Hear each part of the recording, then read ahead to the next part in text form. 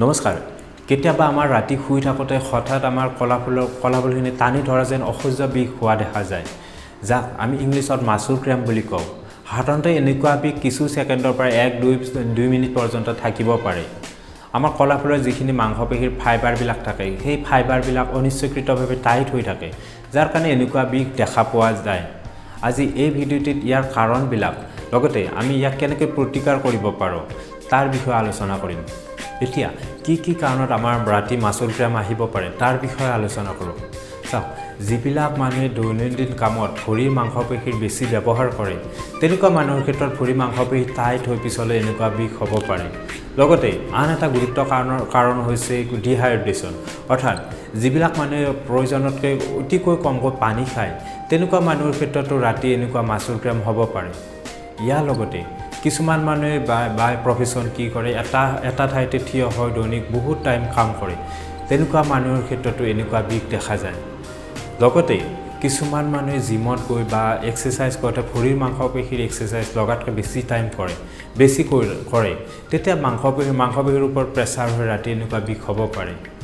ইয়াৰ লগতে কিছুমান মানুহে ৰাতি শুওঁতে এখন ভৰিৰ ওপৰত আন এখন ভৰি দি শুই থাকে যাৰ কাৰণে মাংসপেশীত পৰ্যাপ্ত পৰিমাণে তেজ যাব নোৱাৰে ফলত ৰাতি এনেকুৱা বিষ দেখা যাব পাৰে এতিয়া এনেকুৱা অসুবিধাৰ পৰা হাত সাৰিবৰ কাৰণে আমি ঘৰতে কি কৰিব পাৰোঁ তাৰ বিষয়ে আলোচনা কৰোঁ কলাফুলৰ টাইট হৈ পৰা মাংসপেশীখিনি আমি তেজ চলাচল বঢ়াবৰ কাৰণে আমি ঘৰতে গৰম পানী সেক ল'ব পাৰোঁ ইয়াৰ লগতে কিছুমান এক্সাৰচাইজ আছে যাক আমি ঘৰতে দৈনিক 2বাৰ বা 3বাৰ কৰি থাকিব পাৰোঁ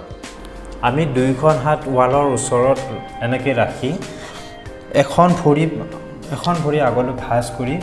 যিখন ভৰিত বিষ আছে সেইখন ভৰি পিছত ৰাখিম